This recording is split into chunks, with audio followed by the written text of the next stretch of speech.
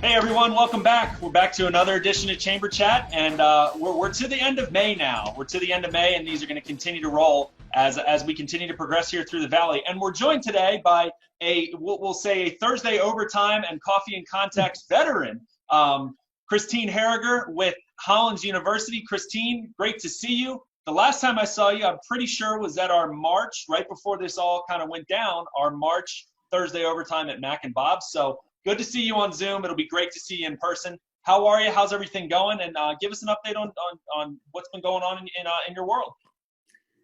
Absolutely. It's so great to see you, Eric, even if it's a virtual. And I tell you, we're really getting used to this kind of thing. As you know, I'm at Hollins University, and we're even Zooming on a regular basis with students. And I've had quite a few alumni that have come back seeking services as well. But overall, everyone seems to be doing pretty well and adjusting to the kind of new normal, as we call it, and doing good. Good. I'm glad to hear that. First and foremost, everybody's healthy and safe. And a good segue with, you mentioned an alumni coming back to, from folks that you've worked with as well. In preparation for this today, we were talking about this a little bit before we started recording, is just how much you're kind of a part of the process from day one to the last day when folks graduate, and now even with alumni reaching out to help. How has this uncertainty kind of changed the way that you're interacting with students? We've been saying now Zooming is now a verb. So you've been doing a lot of that. So give everybody a perspective on you enjoy working with people in person and helping grow their, as with your position with life design and career development. Give everybody perspective on how that's really been kind of adjusted. Students in general are always trying to figure out the world of work. So sometimes in some aspects, maybe they don't know any different because they haven't figured that out yet. You and I, we have get-togethers all the time and interactions. So we always talk about how can we help them understand the world of work and industries and different sectors. And what's different, I think, with the pandemic compared to other recessions that we've had is that this time we're interconnected. All the different industries are connected.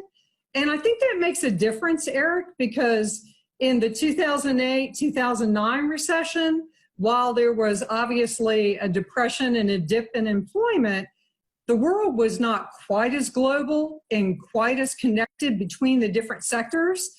So helping people really figure that out, regardless of what age, stage of life they're in, everyone's kind of in a new normal. So we're all kind of in it together, and that's the good part, is we're in it to help each other and figure everything out. So when the alums come back, they're trying to figure it out just like the new grads. Right. Now it's great perspective, and you're exactly right on we're all in this together. And one thing that we've noticed from the chamber, and I'm glad to hear it in your position as well, is we have such a resilient nation, first and foremost, but we have a very resilient valley, and to see everybody coming together to adjust, evolve, adapt, and overcome the challenges we're going through is fantastic.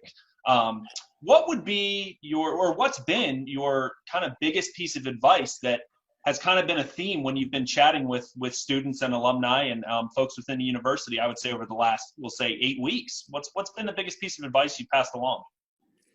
Even before this pandemic, I always talk to people, the whole concept of life design is lifelong learning and reinventing yourself, getting to read on the world of work and adapting and being resilient and showing grit.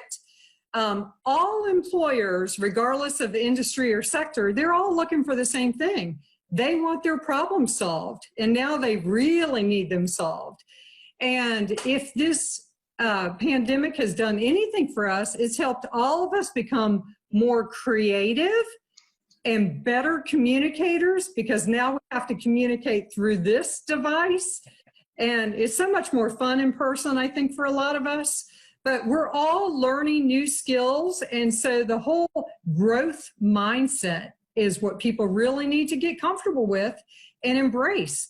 and it's going to be with us, maybe for 18 months, a couple years. It'll probably evolve and change during that time.